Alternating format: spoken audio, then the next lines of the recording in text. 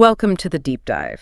Today, we're not just analyzing a philosophy. We are, I think, preparing to really wrestle with a psychological worldview that's pretty radical. It is. It fundamentally inverts almost everything we believe about, anxiety, happiness, our own personal histories. And the core claim, the hook that really pulls us into this deep dive is it's astonishingly simple. The world is simple, life is simple, and anyone, absolutely anyone, can choose to be happy right now. And this isn't some empty self-help talk. This is a very challenging, counterintuitive system that comes from Alfred Adler. Right, who's often called the third giant of Viennese psychology. You have Freud, you have Jung, and then you have Adler. Exactly. And while his contemporaries, they really dominated the stage, Adler proposed what his followers would call a genuine Copernican revolution in understanding the human psyche. His whole framework, individual psychology, that's our map for today. And the irony there is that individual psychology actually emphasizes the social unified self. It's all about our place in the community. It's a bit of a misnomer, really. So our listeners shared sources that present this philosophy not like a textbook, but through this brilliant, almost fiery dialogue. Oh, it's fantastic. It's between an elderly, unwavering philosopher who sort of holds this Adlerian truth. And this skeptical, sometimes really antagonistic youth who basically represents all of our modern anxieties and, our deep-seated beliefs about trauma and destiny. He's all of us, really, asking the questions we would ask. So our mission today is to understand precisely why Adler argues that our problems are not caused by the past, not at all, but entirely by the goals or purposes we set for ourselves today. And that's the revolutionary break we need to unpack. The shift from causality to purpose. We have to try and extract the specific, actionable steps this philosophy demands for achieving real, lasting change and happiness. And that journey, it requires what he calls the courage to be disliked. A tough one. But before we even get there, we have to internalize this foundational shift in thinking. The philosopher tells the youth that none of us, not one of us, lives in an objective world. Right. We don't operate on some universal map of reality. We live entirely in a subjective world, a world that we ourselves have given meaning to. And that's critical, isn't it? Because it immediately puts the responsibility of interpretation back on the individual. Completely. The reality that exists outside your perception is, for all intents and purposes, irrelevant. What matters is the meaning you decide to assign to it. That's what dictates your actions, your feelings, everything. The sources use a beautiful analogy for this, the well water analogy. Yes. Okay, so imagine well water. It maintains an objectively consistent temperature all year round, say around 60 degrees Fahrenheit. That's a scientific measurable fact. Anyone can test it. It's 60 degrees. Exactly. But when you drink that 60-degree water in the blistering heat of summer, how does it feel? It feels incredibly cool. Refreshing. That's my subjective truth in that moment. But then you drink that exact same 60-degree water in the dead of winter. Now, how does it feel? Warm. It feels warm by comparison. The objective temperature never changed, but my interpretation, my feeling of it is completely different. That's it. That's the whole concept. So if the objective world, the 60-degree water, is constant, the feeling you get from it, cool or warm, is entirely dependent on your subjective state at that moment. Which means if I feel the world is a complicated, chaotic, and fundamentally unfair place. Adler would say the problem is not that the world is those things. The problem is that you are making it complicated. You've chosen to wear dark glasses, and now you're complaining that there's no light. So the only way forward is to recognize that we are actively manufacturing our own reality through interpretation. And that recognition requires the first, and maybe the most difficult, act of courage. The courage to just take off the glasses and admit that the world, when you strip away all that negative meaning, is actually quite simple. Which immediately brings us to the biggest challenge to this whole system, the question the skeptical youth asks right away. If it's so simple, why hasn't everyone already changed? Exactly. If happiness is just a choice, why are so many people suffering? And he uses this classic example of his friend, who's a recluse, a shut-in, and has been for years. Right, suffering from debilitating anxiety, panic attacks, and it all seems to stem from some kind of past trauma. Maybe bullying, maybe abuse. The youth is naturally relying on the traditional causal understanding of psychology. He's operating entirely within the framework of etiology. That's the Freudian view. It dictates that present effects are strictly determined by past causes. You were abused in the past, so your present fear of people is just the inevitable result. Which basically traps you in determinism. The past dictates the future, so the future is unalterable. You are just a product of your experiences. And the philosopher just cuts right through that. He says, look, if the past truly determined the present, then every single person who had a similar traumatic past would have to show the exact same symptoms today. And we know that's just not true. People react in a million different ways to the same events. So, the philosopher executes the Adlerian pivot. He switches from etiology, the study of cause, to teleology, the study of purpose or goals. And he says the friend isn't a shut-in because he is anxious. He says the friend manufactures the anxiety and the fear as a tool to achieve the present goal of not going out. Okay, let's just pause on that, because that is where this philosophy becomes incredibly difficult to accept. To say someone fabricates their own anxiety sounds so cold, so dismissive. It does, and Adler is very emphatic on this point. The physical symptoms, the heart palpitations, the shaking, the genuine sense of dread, those are 100% real. They are authentic. So he's not saying the person is faking it. Not at all. But he is saying those symptoms are being unconsciously manufactured as a tool to fulfill a specific present goal. And what would that goal be for the shut-in? It can't just be to stay in his room. Well, the immediate goal is avoidance. Yeah. Right. Avoiding the risks of the outside world, of interpersonal relationships, rejection, criticism, failure. But there's often a hidden goal too. Superiority and control within his small community, his home. By remaining a shut-in, he forces his parents to worry about him constantly. They have to handle him with kid gloves. He controls their entire world through his weakness. And if he got better, if he walked outside and got a job, he'd just be average. He'd be just another person in the faceless mass, as the book puts it. And all that extreme attention and special care would vanish. So the anxiety becomes this convenient, powerful tool that justifies his behavior and keeps him at the center of his parents' world. This logic then leads to what is, without a doubt, the most controversial claim in all of Adlerian psychology. I think so. It's the one that forces you to really stop and reconsider everything. The flat-out denial of trauma. Yes. The philosopher delivers the quote directly. No experience is in itself a cause of our success or failure. We do not suffer from the shock of the so-called trauma, but instead we make out of them whatever suits our purposes. That feels deeply uncomfortable. I mean, especially when you think about verifiable conditions like PTSD. Are we really saying a soldier who witnessed horrific things is just choosing to use that experience for some present goal? You have to be really careful with the nuance here. Adler is not denying that terrible things happen. He's denying the deterministic power of that past event. He argues that the moment the event is over, it stops being an active cause. Every single decision we make after that point is our choice of how to use that experience to justify our current lifestyle. So if I say I can't succeed today because I was abused as a child, Adler would say that's just my present goal. I am choosing now to use that past event as a shield. A shield against the risk of trying and failing today. The question is never what happened. That's etiology. The only relevant question for Adler is, what meaning are you giving that event right now? You can't change the past, but you can, in an instant, change the meaning you give it. And that is the key to all change. The youth, of course, rejects this. He says, okay, fine, the past is complicated, but what about just raw, spontaneous emotion, like anger? A great example. He says he spilled coffee on his new jacket and he just blew up, yelled at the waiter. He claims the rage was impulsive, it was unavoidable, a pure cause and effect reaction. It's the classic challenge, and the philosopher refutes it with the exact same teleological logic. He says the youth did not yell because he was angry. He fabricated the anger so that he could yell. Anger was the tool. The goal was to shout, to overpower the waiter, to make him submit without the hassle of a calm, verbal explanation. Anger is just a means to an end. It's a communication tool to make others bend to our will quickly. But our experience, our default feeling, is that the emotion grips us first and then we act. You feel the heat, then you shout. And that's the illusion. The philosopher dispels this completely with the mother-teacher anecdote. This story, for me, proves irrefutably that anger is a tool you could pick up and put down at will. Right. Can you walk us through that one? Because the switch is so telling. Okay, so a mother is in a fierce argument with her daughter. She's yelling, completely enraged, out of control. The phone rings. And instantly. Instantly, the yelling stops. Her face changes from rage to a pleasant smile. She picks up the phone and in a perfectly polite, measured tone, speaks to her daughter's teacher.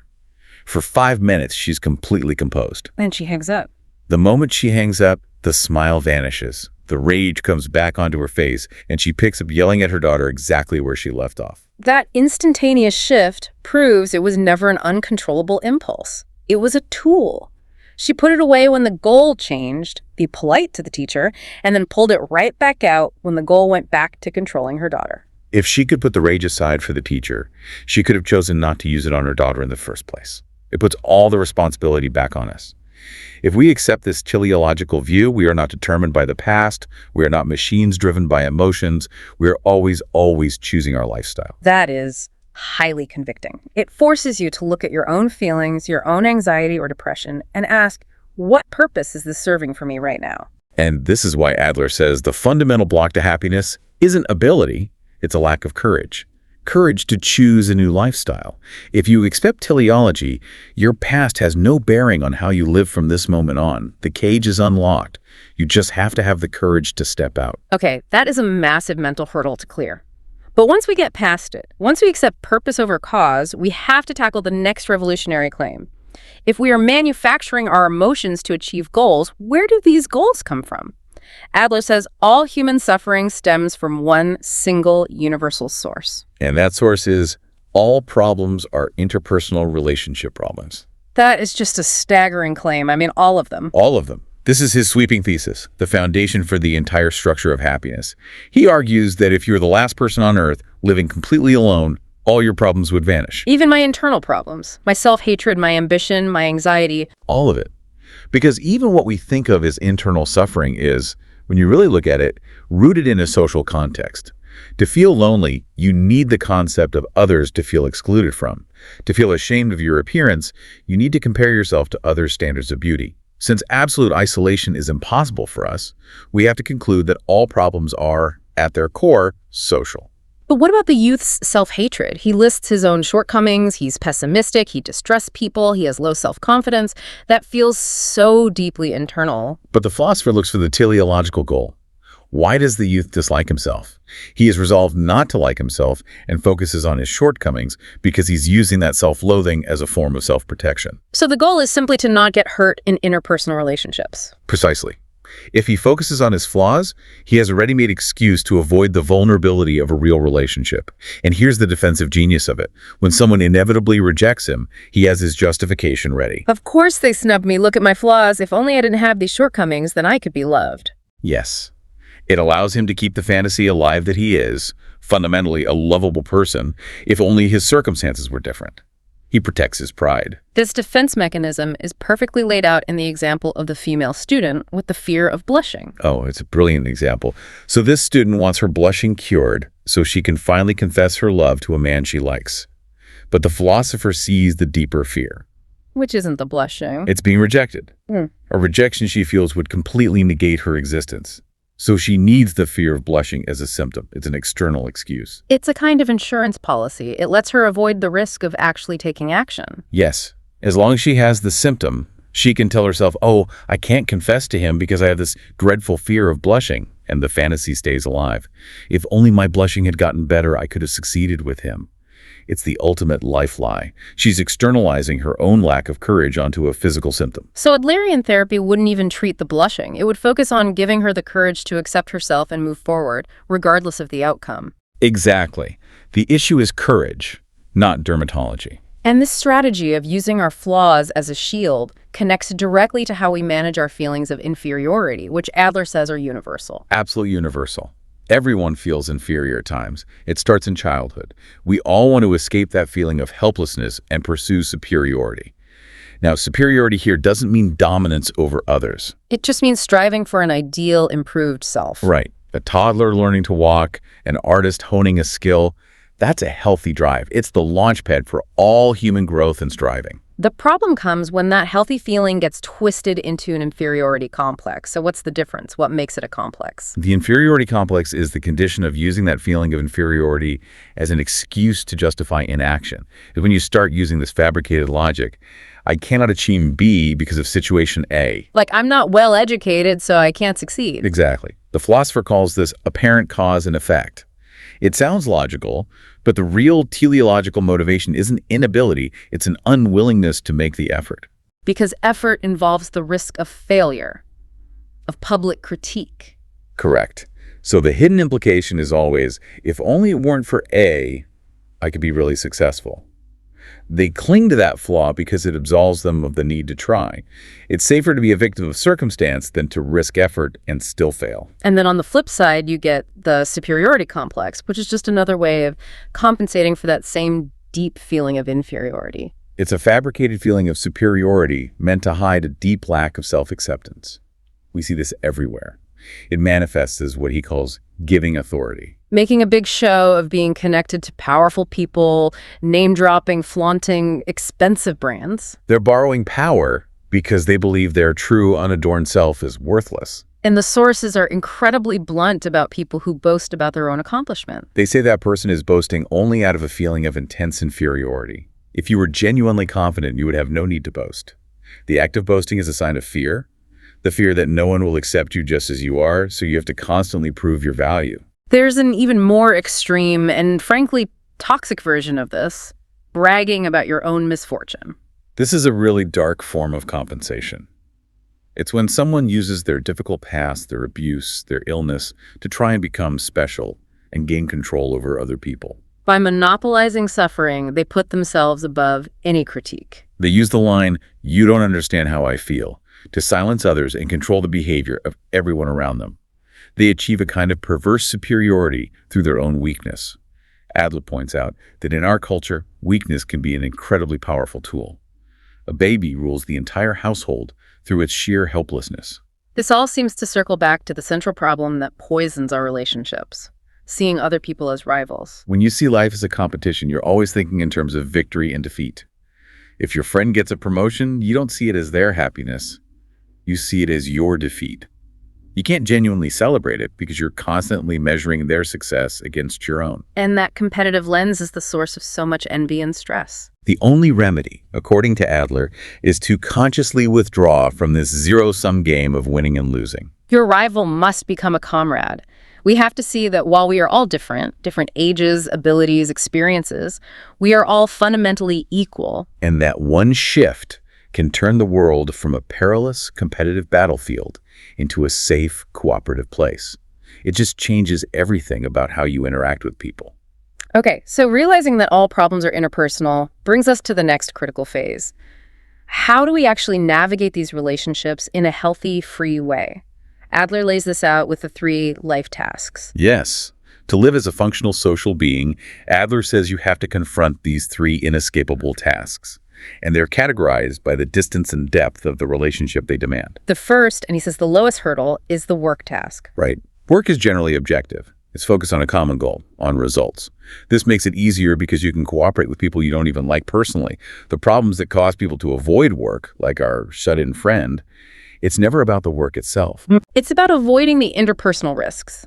The criticism, being judged as incompetent, having your pride hurt. Exactly. So they choose joblessness to preemptively avoid that social pain. Next up is the friendship task. This one is harder because there's no external compulsion, like a paycheck, forcing you to engage. It requires real, sustained courage to initiate a friendship and deepen it, to open yourself up and risk being seen. And finally, the hardest of all, the love task. This covers romantic love and the parent-child bond.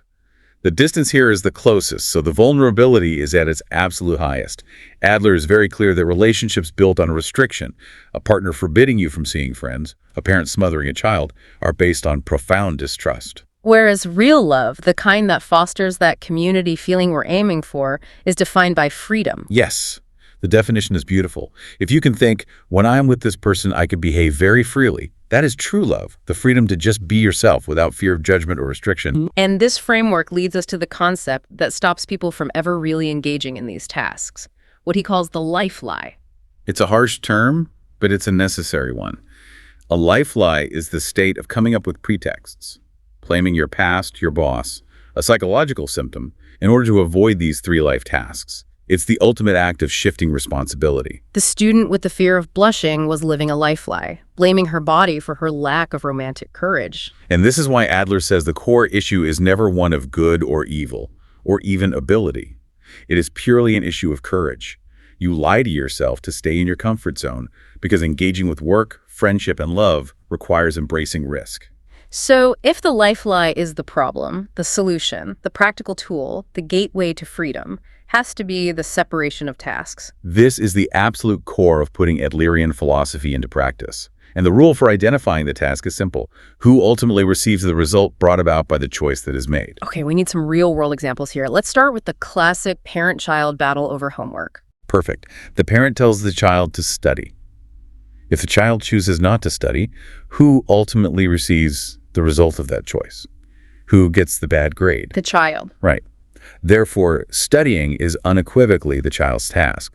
The parent nagging, punishing, or commanding the child to study is an act of intruding on another person's task. And the rule is non-intervention. You must not intrude on others' tasks, and you can't let them intrude on yours. And we have to be really honest about why we intervene, even when we disguise it as, I'm doing this for your own good. Yeah. So often, the intervener is motivated by their own goals. A desire for control, a desire to live like a good parent, a desire for the child to thank them later. By intervening, you're carrying the child's burden, and you're robbing them of their courage and self-reliance. Okay, let's apply this to the shut-in friend again. The parents are suffering. They're watching their child waste away. Isn't their suffering a shared task? No. The child's choice to be a shut-in is the child's task. The parent's feelings of worry and shame, that is the parent's task. They must separate these. They have to think, this is my child's choice and I cannot intervene. Their role is to stop focusing on the seclusion and simply signal their unconditional readiness to help, but only when asked. And in the workplace, this is huge. Say I have an irrational boss who is constantly yelling and creating a miserable environment. The boss's irrational anger. That is the boss's task to deal with. Your task is to do your work. You are not responsible for managing his temper or for being liked by him. The life lie would be saying, I can't do my job because my boss is awful. Exactly. The teleological view forces you to say, I am choosing not to do my job and I'm using my boss as a convenient excuse. You must separate his emotional task from your work task and focus only on what you can control. This separation really is the key to freedom then. If I stop worrying about what others think of me, I can act freely because their reaction is their problem, not mine. And that leads us to the ultimate definition of freedom in the Adlerian sense. Freedom is liberation from the desire for recognition. Because seeking recognition means you're always trying to live up to other people's expectations. You're living their life, not yours. Yeah. You're following the tracks they laid down, and you're constantly afraid of their judgment. The person who is always worried about recognition is perpetually anxious. But once you realize that what other people think of you, whether they like you, dislike you, praise you, or criticize you, is fundamentally their task and not yours, this huge burden of anxiety just lifts. Which brings us to that terrifying but also incredibly liberating definition. Freedom is being disliked by other people. Being disliked is proof that you are exercising your freedom. It's evidence that you are living according to your own principles and not sacrificing your I for someone else's approval. You have to cultivate the courage to be disliked, because whether someone likes you is something you have no ultimate control over. It's their task. Wow, that is genuinely scary. It turns the whole social contract on its head, especially in a world driven by social media likes and public approval. We spend our lives chasing the exact opposite. But this realization puts all the power back in your hands. So many of us think the interpersonal relationship cards are held by the other person. I can't be happy until my parent changes or until my partner changes. But if you grasp the separation of tasks, you realize you hold all the cards, you change yourself first, and you do it without any regard for whether the other person reciprocates. So the separation of tasks is the mechanism for freedom, but it isn't the final destination. We need a compass, a goal for this new free self. And Adler says that goal is community feeling. Right. Community feeling or social interest is that sense of belonging. It's the feeling of it's okay to be here, combined with an active desire to contribute to the community. This is where the self-centered I dissolves and becomes a functional, happy part of a larger whole. And his idea of community is incredibly broad, isn't it? It goes way beyond just your family or your job. It's infinite. Adler's community includes your household, society, the world, the universe, even the access of time from the past into the future, plants, inanimate objects. And this concept of the infinite community is vital because it serves as a refuge. A refuge from what? From the small communities in our lives. If your school or your family or your company becomes stifling or rejects you, Thinking of this larger community prevents you from falling into total despair. Yeah. You realize you're never truly alone, and it gives you the courage to object to injustice in that smaller group. So if my boss is being unreasonable, his power only makes sense within the tiny community of our office. But if I stand on the ground of the larger community, human society, where we are all equal, I can find the courage to challenge him. Absolutely. And if that relationship breaks down because you asserted yourself, it was never a relationship you needed in the first place because it was based on vertical control, not horizontal equality. And this brings us back to why we lose that community feeling. It's because we become so self-centered. And paradoxically, that happens even when we're obsessed with what other people think of us. The person obsessed with recognition is only concerned with how others view them. They see themselves as the center of the world. They go from being life's protagonist to thinking they are the world's protagonist. Yeah. They're constantly asking, what will this person give me? How will they validate me? This is the globe analogy, right? Yes. The self-centered person thinks the world is a flat map with them at the absolute center. But the world is a globe. There are infinite centers, depending on where you're standing. You are just one part of the whole, not its gravitational center. To get that sense of belonging, you have to shift your focus from what will this person give me to what can I give to this person? And the way to do that, the practical mechanism, is to establish horizontal relationships, which means rejecting all vertical relationships. All of them. Vertical relationships are built on manipulation, which always takes the form of either rebuke or praise. Adler was totally against all reward and punishment education because the goal is always to manipulate someone into doing what you want. But the idea that we shouldn't praise people, that feels so counterintuitive. I mean, positive reinforcement is seen as essential for growth. But look at the mechanics of praise. When you praise someone, it is inherently a judgment passed by a person of ability onto a person without ability. It immediately puts the other person in an inferior vertical position. And if being praised becomes your goal, you're agreeing that you depend on the person above you to tell you your worth. You have to live by their standards. So praise is dangerous because it confirms a hierarchy and it fosters dependence. The alternative is encouragement. Encouragement presupposes an equal horizontal relationship. It's not about judging someone's ability, it's about helping them recover their own lost courage. It's mutual support, not manipulation. So instead of a vertical judgment like, that was good, or you're so smart, what's the horizontal language we should be using? Expressions of gratitude or utility. Instead of judgment, you say, thank you, or you helped a lot. This treats the other person as an equal comrade who is contributing. It recognizes their usefulness without creating a hierarchy.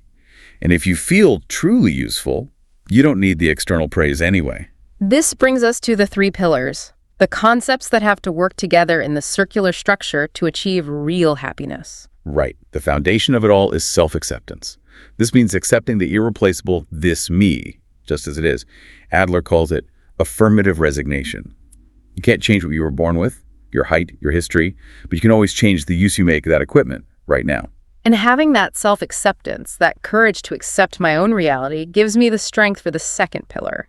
Confidence in others. This is an unconditional belief in others. It's not conditional trust or credit, which requires collateral. Unconditional confidence means you accept the risk of being betrayed. Because if someone betrays you, that is their task, not yours. And that courage to trust can only come from a solid foundation of self-acceptance. And once we have self-acceptance and we have unconditional confidence in others, we see them as comrades, which naturally leads to the 3rd pillar. Contribution to others. This is the active step you take toward your comrades to confirm your own worth. And this isn't self-sacrifice. Adler warns against martyrdom. Instead, contribution is what you do to feel truly aware of your own value, to believe subjectively, I am of use to someone.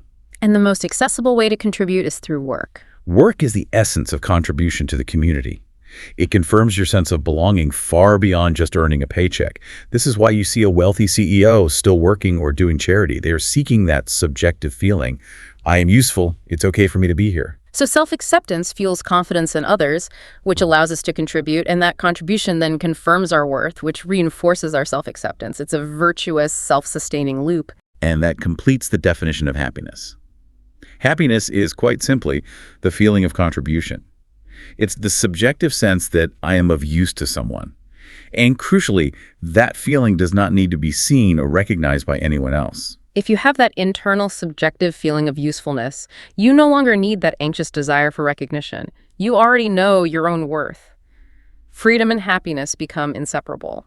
And this leads us to the final, crucial concept for our lifestyle, living in the here and now, what he calls energia. We have to reject the idea of life as a straight line, like climbing a mountain to get to the peak. If you see life as a line, then most of it is just on the way. You're always delaying real life until you reach the goal. I'll be happy when I get the promotion when I retire. Life is not a line. It is a series of moments, a series of dots. Your life only exists now. Adler says we should live each moment like a dance. Every single step in the dance is its own fulfillment. The goal of dancing is just to be dancing. So if I live earnestly in the here and now, I'm shining a bright spotlight only on this exact moment. And when you focus that bright light, you can't see the past or the future, nor should you worry about them. Worrying about the past ideology or the future postponing life is just a life lie. It's an excuse to avoid fully committing to the present moment. But if I'm just living moment to moment without a long-term plan, how do I know I'm headed in a good direction? What's my compass? When you feel lost in the freedom of the present, the grand compass, the guiding star, is always the ideal of contribution to others. As long as you're moving toward that star, you will not lose your way. A life that ends at 20 and a life that ends at 90 are both complete lives, as long as they were lived earnestly in the moment. So that completes the whole arc of Adler's revolution. Deny the power of trauma, embrace teleology, find that all problems are interpersonal, achieve freedom by separating tasks, build horizontal relationships, and find happiness in the feeling of contribution right here, right now. It is, like we said at the beginning, strong medicine. It's a philosophy that requires radical courage because it demands we take 100% responsibility for our life right now, regardless of what happened in the past. The knowledge is all there. The path is defined. But Adler is very clear about who has to take the first step. His advice is timeless.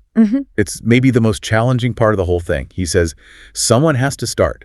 Other people might not be cooperative, but that is not connected to you. My advice is this.